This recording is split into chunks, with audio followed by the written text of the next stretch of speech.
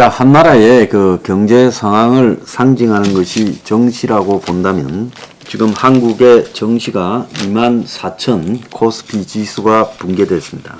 이달만 4조 원이 셀 코리아, 즉 한국 주식을 팔았고요. 외국인 지분이 13년 만에 최저 수준으로 지금 이렇게 떨어졌고, 외국인의 매도 폭탄이 지금 한국의 주가 시장의 붕괴를 가져오고 있습니다. 미국에서 자이언트 스텝 0.75 연말까지 최소 4에서 7%까지 이자가 올라갈 것이다. 그리고 미국 경제가 80% 경추락 가능성이 있다는 뉴욕 연준의 전망, 그리고 금융위기보다도 더 경제적 위기가 올 가능성이 높다.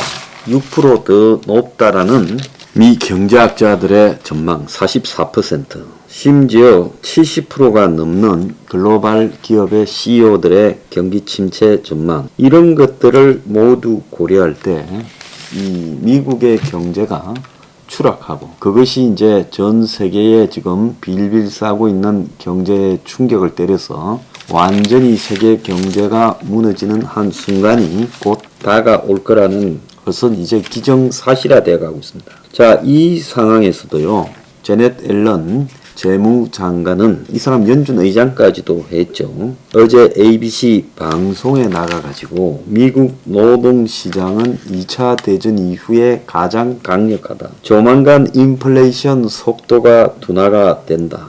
경기 침체를 피할 수 없는 것이 아니다라고 말을 하고, 미국 백악관의 국가경제위원회 NEC라는 조직의 책임자인 브라이언 디스도 폭스뉴스 등에 출연해서 많은 이가 미국 경제의 강인함과 회복력을 가소평가하고 있다고 말합니다. 객관적으로는 미국 경제가 회복될 가능성이 저는 없다고 보고 있습니다.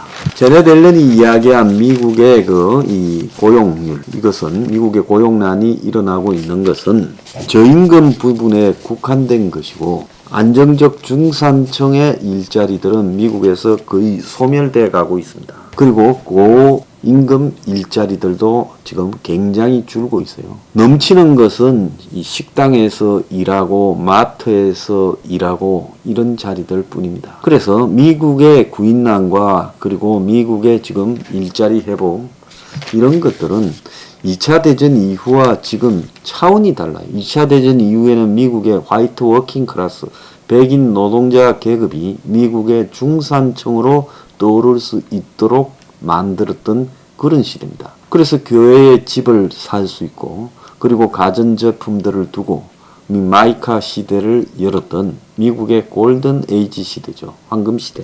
그때하고 지금을 비교하다니, 솔직히 미국은 그때보다 질적으로 훨씬 못 살고 있고, 미국의 노동자들은 그때보다도 훨씬 불쌍해지고 있습니다. 그래서 오늘날 미국의 바이든, 그리고 제넷 앨런 재무, 그리고 파월 연준 의장 등, 그리고 오늘 추가된 미국 국가경제위원회 위원장인 브라이언 디스, 이런 사람들은 솔직히 말하면 정치를 하고 있다. 저는 그렇게 봅니다. 그리고 미국의 수많은 아이비리그 대학의 경제학과 교수들, 월가의 이 CEO나 애널리스트들, 그리고 노벨 경제학을 받은, 대부분 미국에서 거의 받았잖아요. 경제학자들. 이런 사람들이요, 현재의 경제 위기의 본질을 잘 모르는 것은 기득권의 시각에 살아왔고, 기득권에 있고, 또 기득권 경제 공식에 의거해서 이 사태를 바라보기 때문에 답이 나오고 있지 않다고 봅니다. 경제학자들은 수학을 주로 만들어서 수학 통계적 방식으로 어느 시점부터 경제를 설명해 왔습니다. 저는 경제학이 망가지기 시작한 게 수학과 통계적 방식으로 경제학을 이해하게 되면서부터라고 봅니다. 원래 경제학이라는 것은 정치 경제학, 즉 경제학의 영역은 정치적인 어떤 판단에 의해서 경제적 문제가 좌우되는 것이지, 경제는 정치다. 그런데 경제를 수학 통계식으로 금융과 연결해서 경제학을 설명하는 것, 그것이 어느 시점부터 대세가 되었습니다. 그래서 통계 수학이나 금융 수학, 이런 것들이 경제를 좌우한다라고 믿는 기술자들, 경제학자들이 기술자들이 되어버린 거죠. 자, 피셔 방정식이라고 하는 게 있습니다. 인플레이션이 얼마나 될 건가를 예측할 때 쓰는 수식이죠. 그래서 명목 이자율은 실질 이자율과 인플레이션의 합이라는 관계를 나타낸 어빙 피셔가 한 100년 전에 만든 방정식입니다.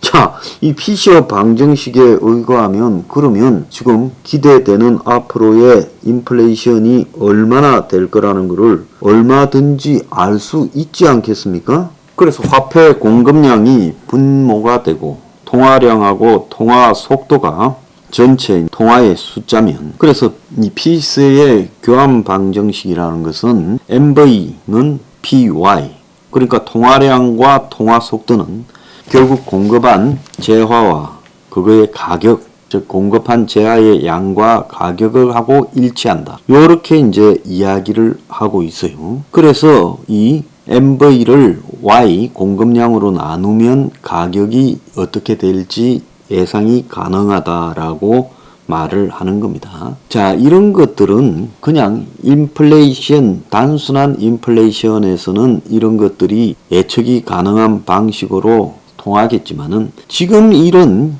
경제에서 과연 이것이 통하는가? 피셔 방정식이라는 것이 의미가 없지요. 그래서 지금 이런 수치가 통하지 않습니다. 필립스 곡선도 통하지 않고 피셔 방정식도 통하지 않는 그런 상황이 돼버렸어요. 자, 그래서 이런 상황에서 제넷 앨런 같은 경우에 명목적으로 침체는 없다고 희망을 부여잡고 있습니다.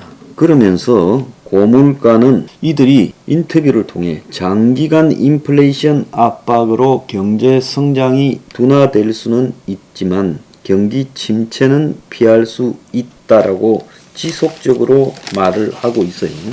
자, 그래서 제넷 앨런뿐만 아니라 미국의 클리브랜드 연준의 로레타 메스터 총재도 언론 인터뷰에서 앨런하고 똑같은 말을 하고 있어요.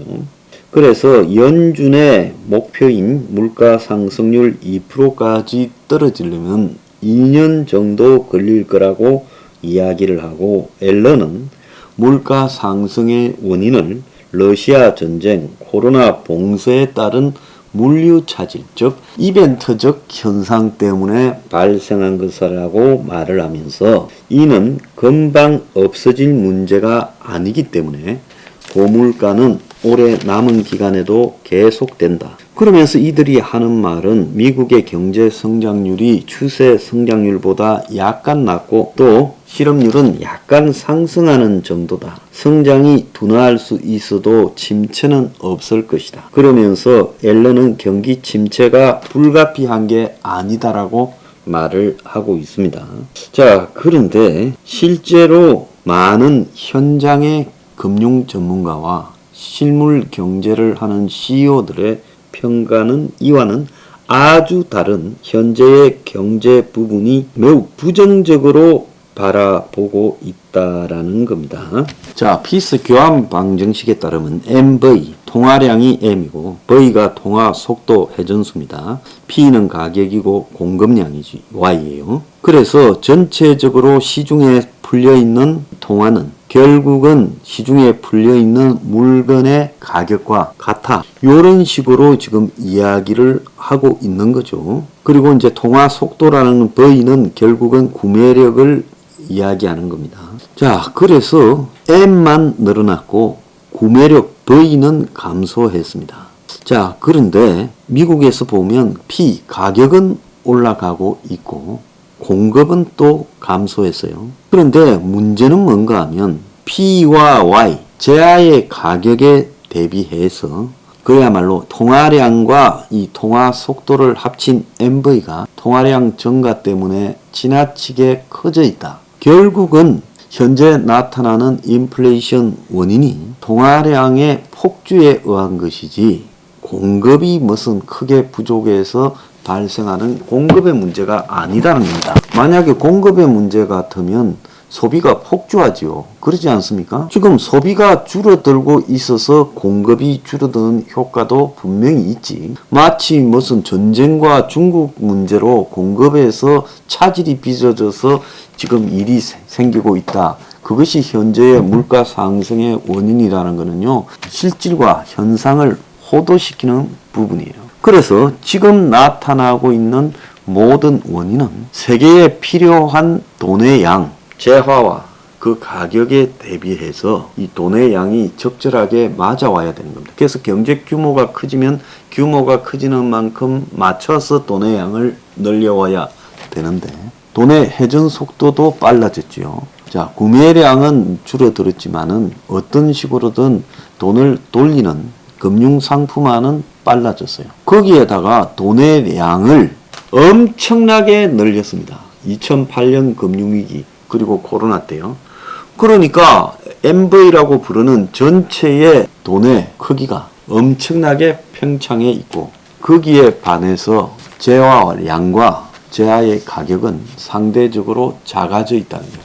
그러니까 이 밸런스가 돈의 크기와 재화의 크기가 비슷하게 가야 되는데 재화의 크기는 작은데 돈의 크기는 커져 있으니까 물가가 치솟는 겁니다. 자, 그래서 우리가 경제학자들이요, 간단한 본질을 이해하지 못하고 이걸 공급 차질로 이해한다? 웃기는 소리예요. 자본주의 사회에서 이 물건을 살 사람이 널려 있는데 단순히 공급 차질이 일시적으로 기후라든지 전쟁으로 생길 수 있지만 장기적으로는 공급 차질이 발생할 수 없는 겁니다. 그럼 공급 차질이 2년 내내 계속된다는 겁니까? 그래서 미국의 지금 정부가 현재 발생하고 있는 원인의 본질이 화폐 남발로 인한 것이라는 것을 거짓으로 말하고 있다. 그래서 오늘 MV는 PY라는 이런 피시어 방정식 같은 거 일반 대중들은 알 필요도 없습니다. 필요한 실제 돈 양보다 훨씬 많은 양을 돈을 발행했고 재화의 양은 일정하거나 좀 줄어드니까 전체적으로 봤을 때 감당할 수 없는 인플레가 발생하고 있다. 이렇게 인식하면 되고요. 이 지금 발생하고 있는 스태그플레이션, 침체인데도 물가가 올라가는 현상을 돈의 남발에 의한 것이라는 것을 부정을 자꾸 하고 그 말을 안 하려니까 정치적인 이유로 이런 문제가 발생하는 겁니다. 과거 중세 이후에 화폐가 쓰인 이후에 항상 문제는 돈을 남발해서 그래서 결국은 이 경제가 붕괴되는 상황이 벌어졌던 겁니다. 지금도 돈의 남발에 의한 경제 붕괴가 본질이다. 이걸 갖다가 정확하게 이해를 해야죠.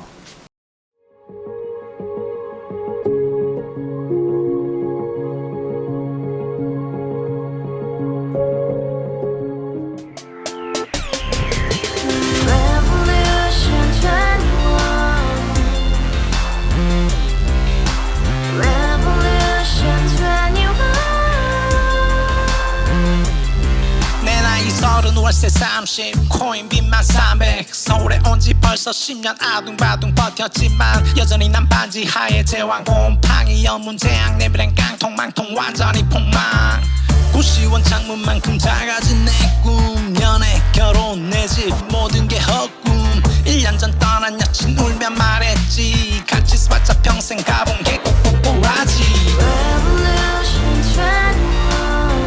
가바후스 700 나도 소유주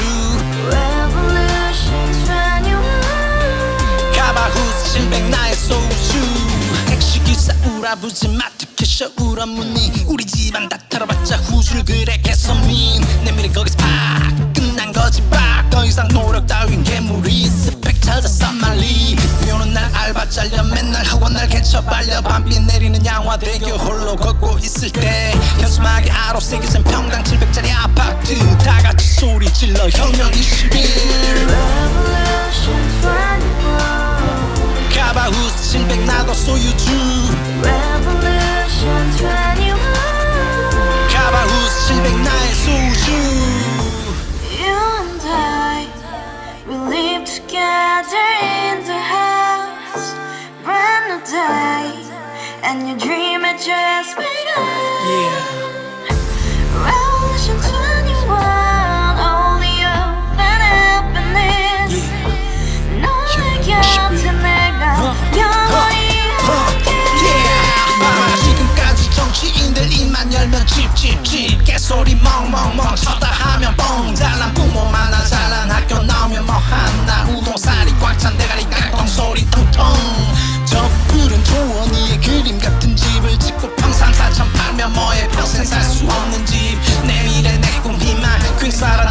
있는지 우리의 미래 혁명 21